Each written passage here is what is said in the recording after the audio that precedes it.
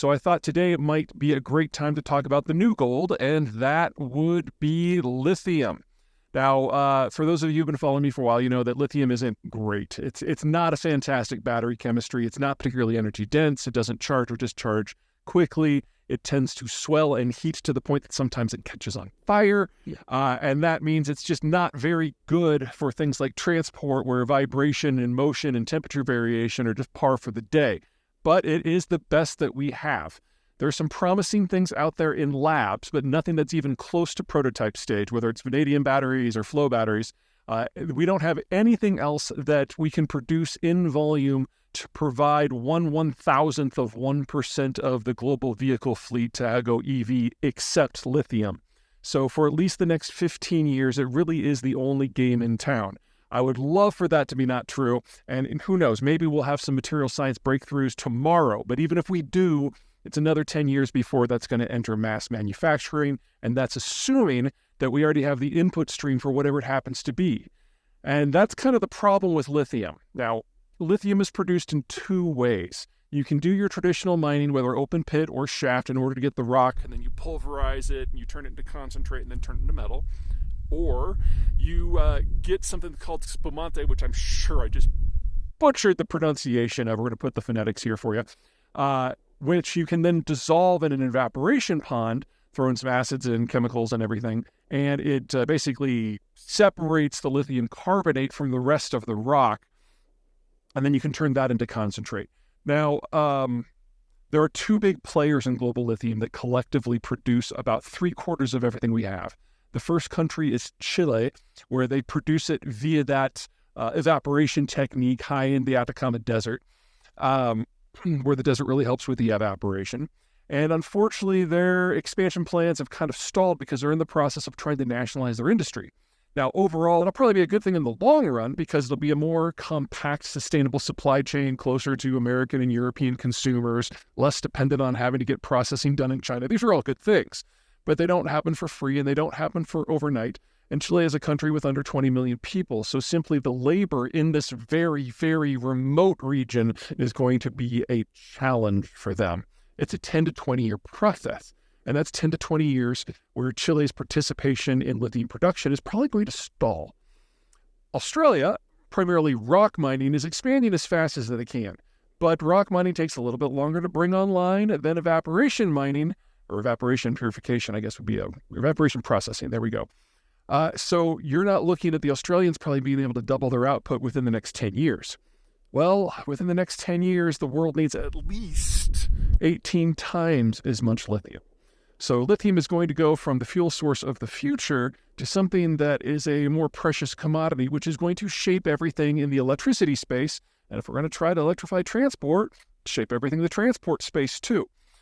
There are no good solutions here. Right now, the majority of the world's processing capacity is in China, and we're going to lose all of that. And the secondary producers of lithium are only in the low single digits in terms of production. Russia's on that list. We're going to lose that too. We will have some incidental sources coming online. For example, there is some new facilities in the United States, I believe a big one in Arizona coming online. But again, within 10 years, they collectively are probably only going to be increasing overall supply by 20 to 30%. The pipeline just isn't there. Even if we decided we wanted to throw $1 trillion at this problem tomorrow, it still takes years to bring this stuff online, and mining is only the first step. Once you've got that concentrate, you then have to turn it into metal, and only then can you turn it into chassis and battery systems, and that all needs to be built out too. And you guessed it, a fair amount of that is in China already, and we're going to lose it all.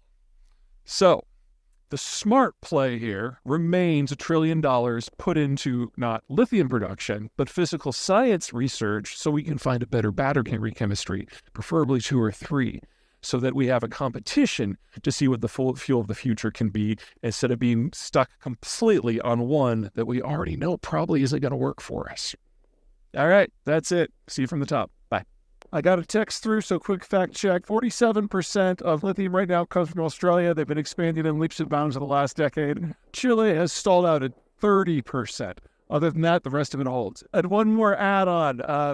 Australia has negotiated their way into the Inflation Reduction Act. Remember, they have a free trade association with the United States, so they were able to join, and they will benefit from the subsidies for green tech that the Biden administration has established. That means the United States has preferential access to Australian uranium and especially lithium. And as Australia's lithium industry expands, they'll be doing more and more processing, so this will eventually turn into lithium metal. It's still not enough for what the United States needs to do by like a factor of 3 or 4, but with preferential access, it means the United States will face significantly fewer problems with the green transition so long as lithium is the fuel of choice, as long as that is the case. But if the United States takes the lion's share of Australian lithium, there really isn't anything left for anyone else. So we are still in a world where the United States, because of its superior geography and kind of a raw deal, it's at the far northwestern extremes of Europe, has a relatively crappy climate and the inability to support a large population. So cultural development has been somewhat stunted. That's part of why the food is so bad. Also, the climate has hurt that because you can't grow too many things.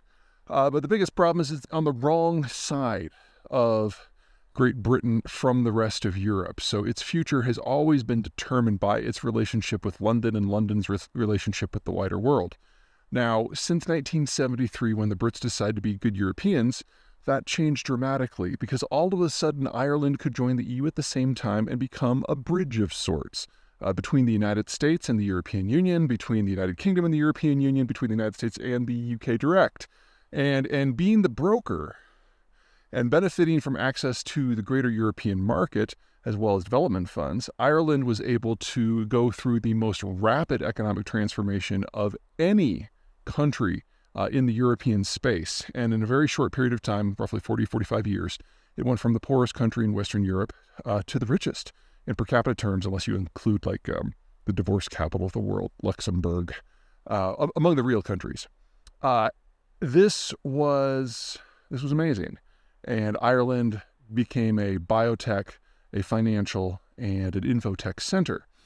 However, all of the same problems and evolutions that are causing countries and states and provinces the world over to kind of reassess have come for Ireland too. Number one, when you go through very, very rapid economic development, the population moves from the countryside to the cities very, very rapidly. It's the China story, it's the Taiwan story, it's the Korea story, it's the Ireland story.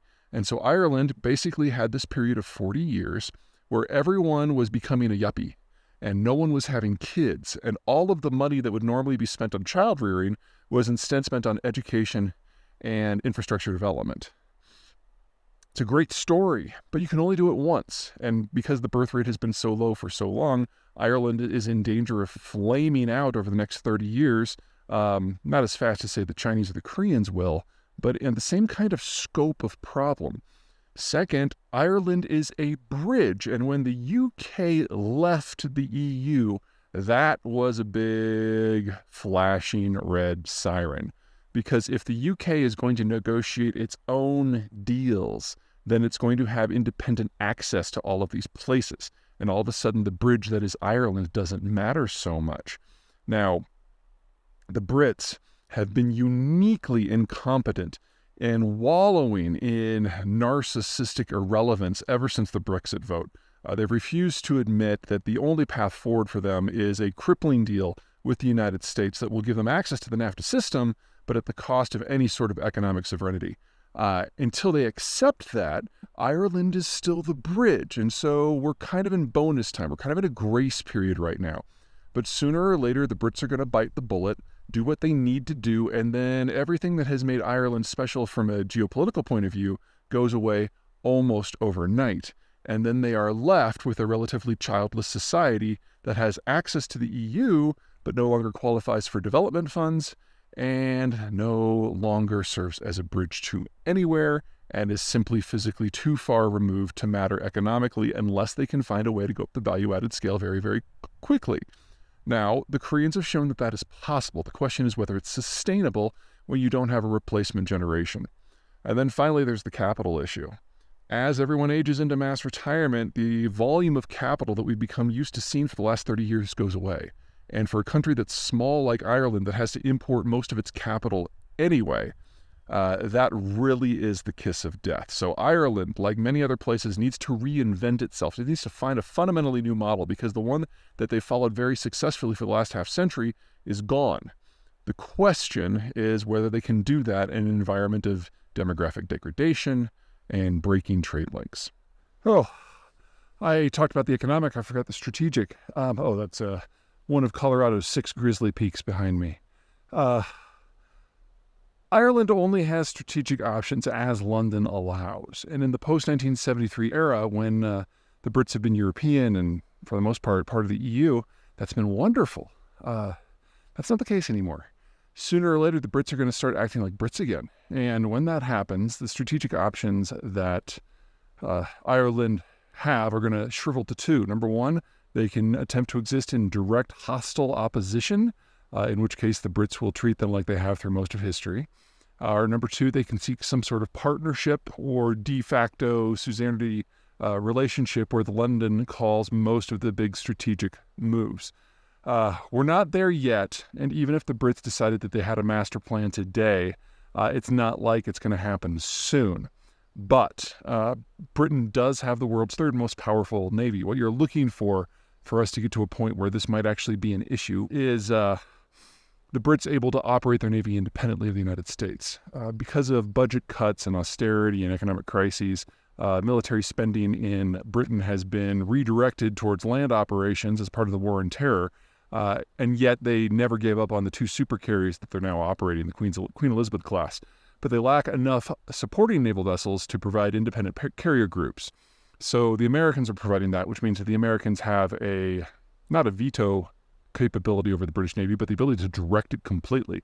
And as long as that is the case, the Americans think fondly enough of the Irish that London won't be able to act like it normally does towards Dublin.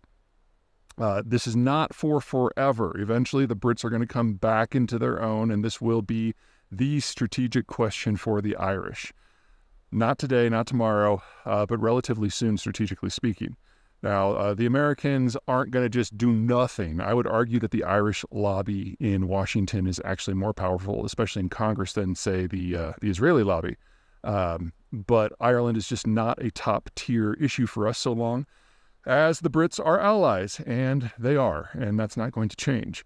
So over the course of the next generation, the Irish need to come up with a fundamentally new countries who have navies that are worthy of the name, have a relatively limited frontage, or it's insulated from all their land power neighbors, and that allows them to float a navy that can then sail whenever they need it. In the case of some countries like the United States, we have 2 big ocean fronts, a big chunk of land in between, and so it was an imperative early in the American Republic around 1900 to build the Panama Canal so that ships could go back and forth, and you could combine your 2 navies into a single one for a mailed fist. To a degree, the French have to do the same thing, but they can't do a canal. They have to sail around the Iberian Peninsula. And that means that countries like the United Kingdom or Japan, being island nations, are always going to do fairly well on the water, not only because they don't have land borders to defend, but it's easy for them to combine all of their navies into a single force when they need it. The Russians have never had this option. Russians are obviously heir to physically the largest country on Earth and largest country in history, but they're not able to combine their naval forces, so they have 4 seas. The Pacific, the Arctic, the Baltic, and the Black. And because of that, other countries that have found themselves fighting with the Russians have often been able to defeat the Russians in detail, with the Japanese being the quintessential example. In the Russo-Soviet War of 1904-1905, the Japanese decided that the Russian territories in China were ones that they wanted, so they sailed over there and smashed the navy, and the Russians spent the next almost year, 6 months to a year, sailing the rest of their navy from the European theater all the way around Asia until they could get there to try to take their territories back, and the Japanese destroyed all that too. So in 2 battles less than a year apart, the Russians lost everything because they couldn't combine their forces into a more capable force. That's even before you consider that the Russians have tended to be a technological laggard on all things naval. We're seeing some version of the 4 Seas problems today. The Ukraine conflict is obviously happening on the shores of the Black Sea, one of those 4 bodies of water, and the Russians reinforced the Black Sea Fleet in the days and weeks leading up to the war so they'd have more punch. But now that Western weapons have made their way into Ukrainian hands, combined with some very clever garage projects by the Ukrainians have been able to sink the majority of the major surface combatants, including the flagship. And what is left of the Russian Navy, if it was going to dock in Crimea, which was originally the Russian naval base, going back to the Tsarist times, they're all in range of Ukrainian weapons, and so the Russians have had to basically close down their naval base and their primary shipyards and move everything further east to the other major port they have, which is Novorossiysk, which doesn't have the dry docks, doesn't have the service capabilities, doesn't have the ability to build ships. Other problems are that the Russian activities in Ukraine have prompted Sweden and Finland to join NATO. Now, Sweden and Finland control the majority of the sea frontage on the Baltic Sea, with the second largest chunk of territory in the Baltic Sea controlled by countries that were already in NATO. And so now that Finland is in and Sweden's going to be in a matter of weeks, the Russians will basically have this tiny little chunk of territory in a place called Kaliningrad, and the frontage that's in the general vicinity of St. Petersburg, and that's it. So less than 5% of the frontage. And in order to get out to the open sea, they have to sail by, let's see, 1, 2, 3, 4, 5, 6, 7, 8, 9, let's call it 9 NATO countries, and then you're in the North Sea, which is also a NATO lake. So basically everything that's in the Baltic Sea now is written off. It's a loss. And that just leaves the fleets that are in the Arctic Ocean, which have been depleted because they sent ships onto the Black Sea, and then off in the Pacific, which are way off by themselves. So no matter how the Ukraine war goes at this point, Russia has functionally ceased to be a naval power at all. The question is whether ego will allow them to accept that fact. And honestly, the more money that the Russians throw at naval projects that they're not very good at in order to base them at bases that they can't defend and that can't reinforce one another, I think the better, because every ruble that they use for that is a ruble that is not being used to build a tank or kill a Ukrainian. So, I say bring it on. Anyway, what this means is we're looking at this entire space, seeing a change in military statistics and military strategy, because the Russians today are one of the countries on the planet that is most dependent upon naval shipments for their economy. Russian industry is not all that, and they depend upon those oceans for getting their oil and their liquefied natural gas and their aluminum and on and on and on to market. And they've now found themselves in a position where they are utterly incapable of projecting power on the seas in a local basis, much less a regional or a national one. And so when the United States and Europe decide that it's time to really shut down the Russian economy, they're going to be able to do it at sea with ease in a matter of days. So we're only in the early stages of this war, not simply from a military point of view, but from an economic point of view too. And it's time to start preparing for what comes next. And wheat and the Snake River. Ohio excels at things like manufacturing. Or at least it did. Ohio is one of the states that's been really hurt by something called the Jones Act, which is something that bars cargo ships from transporting cargo between American ports unless the vessel is 100% American-owned, captained, built, and 75% crewed. It's something we did in 1920 as part of the Interstate Commerce Act that absolutely destroyed the ability to move things on the water. And since Ohio is bordered to the south by the Ohio River, which is one of the world's great waterways, and on the north by the Great Lakes, which are one of the world's great waterways, Ohio is arguably the state of the union that has suffered the most. It also took a big hit because of globalization. Ohio is also the state that has arguably suffered the most from globalization because it had an economic geography that was excellent in terms of lots of flat land that was easy to build infrastructure on and a lot of legacy infrastructure from its industrial period. But with globalization, the United States basically elevated places that didn't have very good geography as part of our plan to defeat the Soviet Union. And that meant that places with subpar geography, thinking here Brazil or India or China, were able to get a huge leg up, and that gutted a lot of the manufacturing base here. Now, Ohio is still a significant manufacturing player, just not as rich as they used to be.